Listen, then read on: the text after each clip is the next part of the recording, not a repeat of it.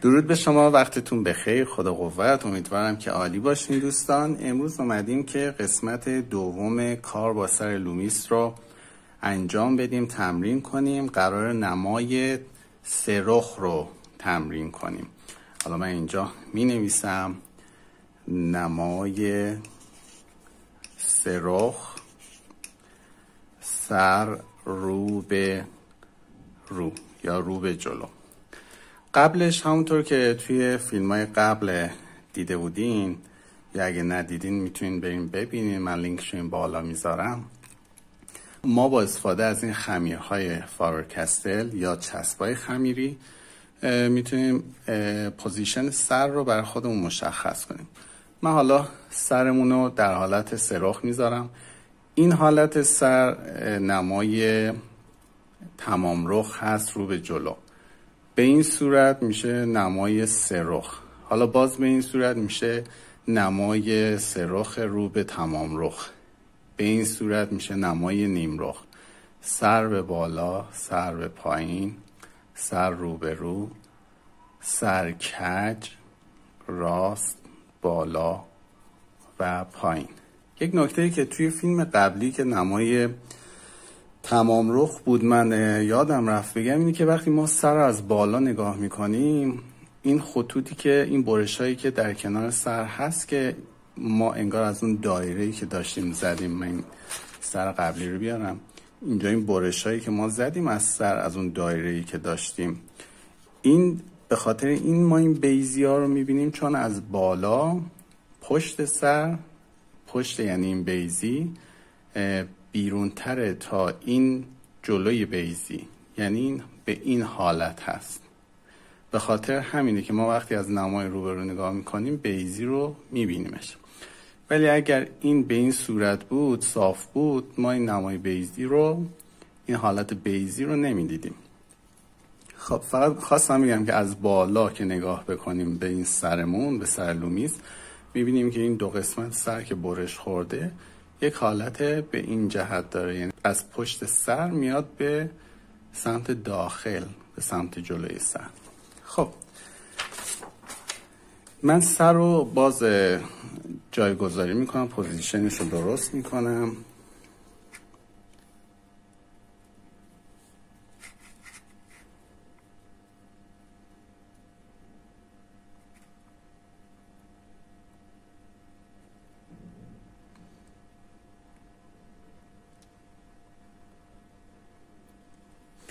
خب ما میخوایم همچین حالتی رو بکشیم. تقریبا یک جور چیز کردم که این بیزیه تقریبا نصف اون دایره اصلیمون باشه. خب حالا طبق همین ما میریم انجامش میدیم، ببینیم به چه صورت میشه. ما همیشه کارمون رو با یک دایره آغاز میکنیم. یک دایره رو میکشیم. بازم میگم شاید من دایره رو الان خوب نتونم قشنگ یک دایره درست بکشم، ولی سعیمو میکنم که یک دایره تقریبا دایره بکشم.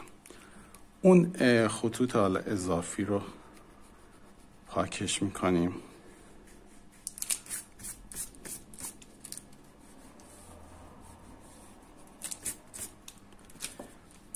این دایرمون رو از وسط به دو قسمت مساوی تقسیم میکنیم. قسمت بالای دایره رو به سه قسمت مساوی تقسیم میکنیم و خط 1/3 بالا رو رسم میکنیم. قسمت پایین هم به 3 قسمت تقسیم میکنیم و خط 1/3 پایین رو رسم میکنیم. حالا این دایره ما این خط بالا رو 1/3 بالا و 1/3 پایین رو رسم کردیم. دقیقا همین خطوطی که رسم کردیم توی نمایی که سر روبرو رو داره نگاه میکنه خطوط صاف دیده میشه، یعنی خطوط وسط بیزی، خط بالای بیزی و خط پایین بیزی در راستای خط بینی، خط ابرو و خط مو هست. پس ما این میشه خط وسط بیزی، خط بالای بیزی، خط پایین بیزی. این میشه خط مو، خط ابرو و خط بینی. طبق همین دایره که ما الان اینجا داریم میبینیم، ما میایم یک دایره اینجا رسم میکنیم. در حقیقت ما این خطوط رو کشیدیم که بتونیم اون دایره یا بیزیمون رو رسم بکنیم. میایم یک دایره رسم میکنیم که در اینجا دیگه دایره همون بیزی. خب من باز این خطوط اضافه رو پاک کنم که بیزیمون شکلش بهتر باشه. این دایره که من الان کشیدم انگار همین دایره‌ایه که اینجا هست. یه خطی هم همیشه تو این دایره عمود بر این خط.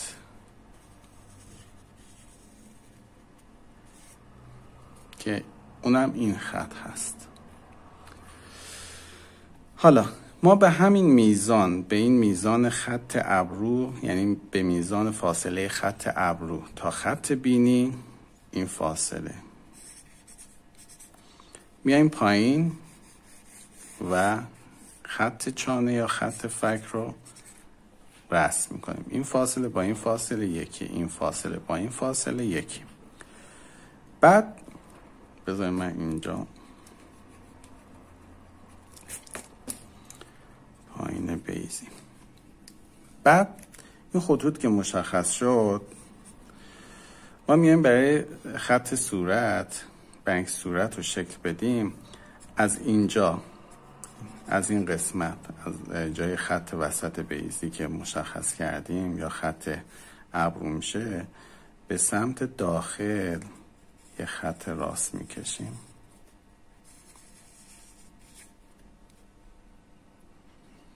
قسمت چانه رو مشخص میکنیم، یه خطی در همین ابعاد، در همین اندازه باشه.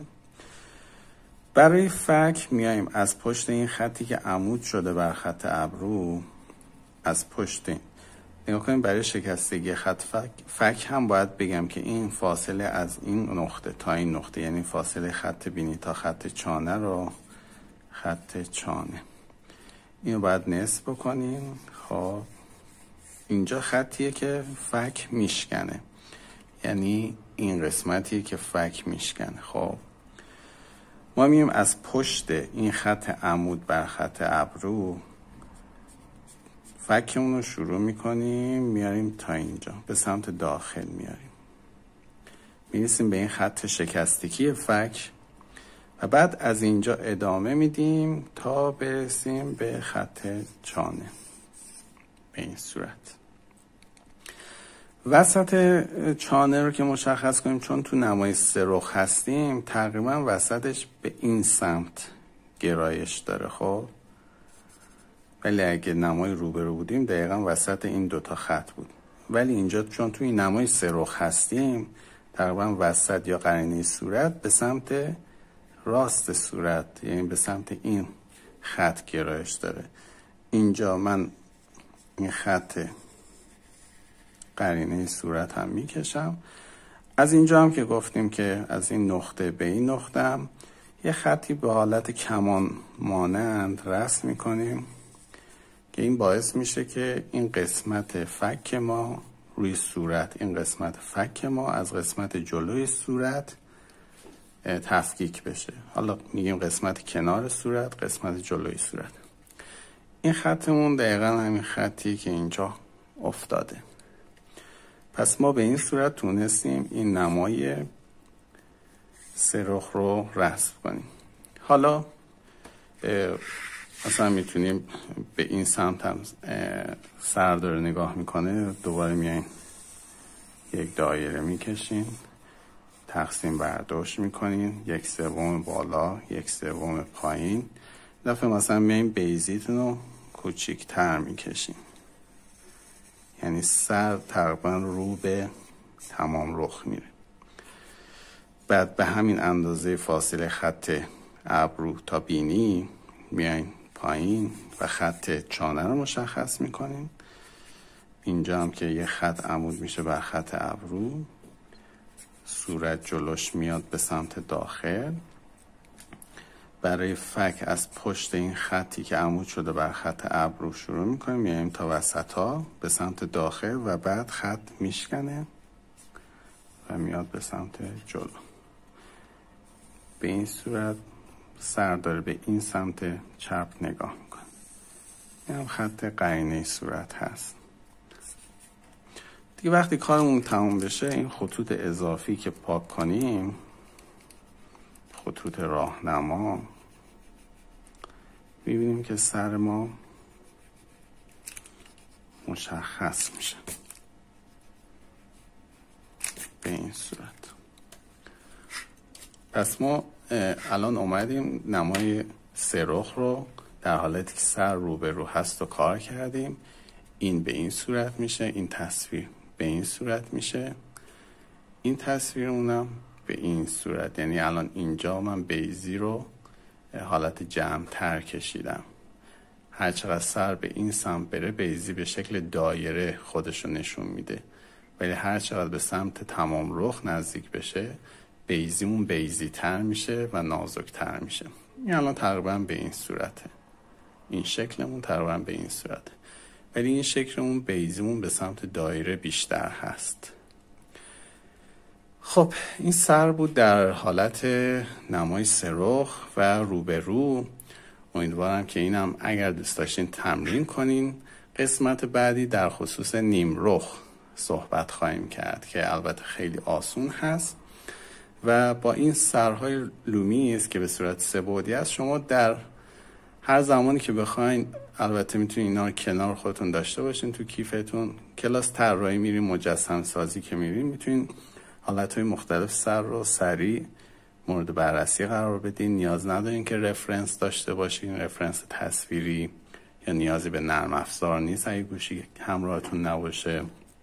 و با این سرها در آن واحد میتونین، من ببینم این میره داخلش، آره، میتونین در آن واحد، چون این فیت نیست برای این، میتونین در آن واحد سر رو به هر حالتی بچرخونین با دستتون، مورد بررسی و مورد مطالعه قرار بدین و سعی کنین تمرین کنین تا حالتهای مختلف سر رو بهش مسلط بشین. برای مجسم سازی و برای طراحی بسیار عالیه و خودم هم خیلی استفاده میکنم ازش و امیدوارم که شما هم تهیه کنین و بهره مند بشین.